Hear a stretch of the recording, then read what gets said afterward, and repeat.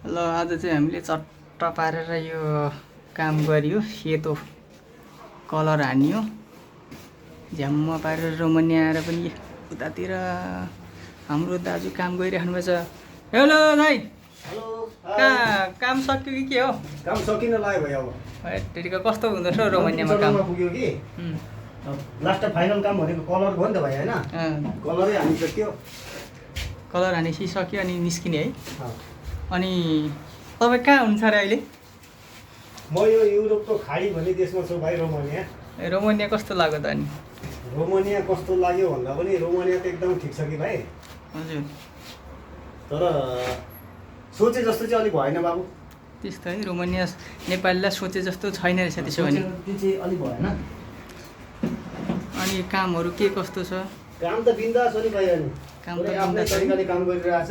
चिसो तातो सबै भइरहेछ, होइन? भित्रबाट पनि यस्तो आउँदो रहेछ है। ड्युटी भन्नु मात्रै यो मोबाइल, चार्जर, इयरफोन सबै सँगै छ। अरू भने त्यस्तै हो। यतिको काम पाउनु भनेको चाहिँ कामलाई चाहिँ खासै खोट लाउनु मिल्दैन बाबु। ए ल ठिक छ। अनि तपाईँ आउनुभएको कति भयो? आएको त कति भयो भने बिर्सिसक्यो नि अब त भाइ। ए बिर्सिसक्यो है। आएको धेरै भयो, लङ टाइम भइसक्यो। अनि अब घर फर्किने कुराहरू के छ त? फर्किने कुरो खासै ठिक छैन भाइ। अब यो युरोप भन्दा रहेछ नि, युरोपमा चाहिँ कमसेकम गइसकेपछि 8-10 वर्ष बस्नुपर्छ भन्दा रहेछ नि। यो चाहिँ के कारणले हो यस्तो लङ टर्म बस्नुपर्ने कुराहरू चाहिँ? होइन, यो त अनि 1 वर्ष त आएकै ऋण तिर्न लाग्दो रहेछ कि भाइ। हजुर। अनि अब अलिअलि कमाउनु पनि त पऱ्यो नि त, आउनु मात्रै पनि त ठुलो कुरा भएन, होइन?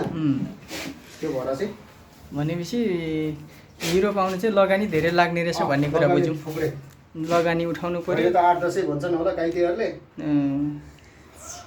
त्यो लगानी उठाउनु पर्यो, त्यस कारणले गर्दाखेरि अनि पैसा कमाउने कुरा त अब खासै छैन, होइन? धेरै पराको कुरा भयो, सोचे जस्तो छैन। मान्छेहरू युरोप भन्छ, त्यही भएर एउटा सानो जानकारी भिडियो चाहिँ चट्टसँगले बनाइदिउँ भनेर बनाइदिएको। अनि मान्छेले युरोपमा त फलेको छ अरे, युरोपमा त स्वर्न पाइन्छ भन्छन् के खाडी जानेहरूले। नि धेरै खाडी जाने मान्छेहरूको चाहिँ युरोप जाने सपना छ क्या। अनि के तपाईँलाई कस्तो लाग्छ, खाडी ठिक छ कि युरोप ठिक छ त तपाईँको? सजिलो छैन है साथी हो। खाडी पनि आफ्नो ठाउँमा ठिकै छ।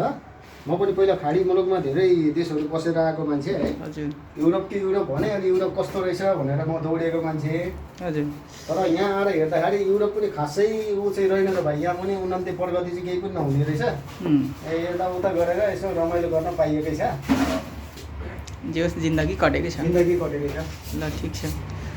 जे होस् यो खाडीमा बस्नेहरूलाई पनि खाडीमै काम गर्न सक्यो भने पनि राम्रै छ भन्ने कुरा हो।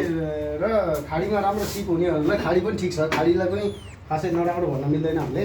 किनभने नेपालको आधा जनसङ्ख्या नै खाडीमा बिताएर आएछन् बिचरा। अब हामी युरोप आयो भनेर ठुल्ठुलो कुरा गर्नु भएन। युरोपमा नि यस्तै छ हाम्रो हालत। ओके ल ठिक छ त। ल आजको काम चाहिँ हाम्रो दाइले काम पनि सिक्यो।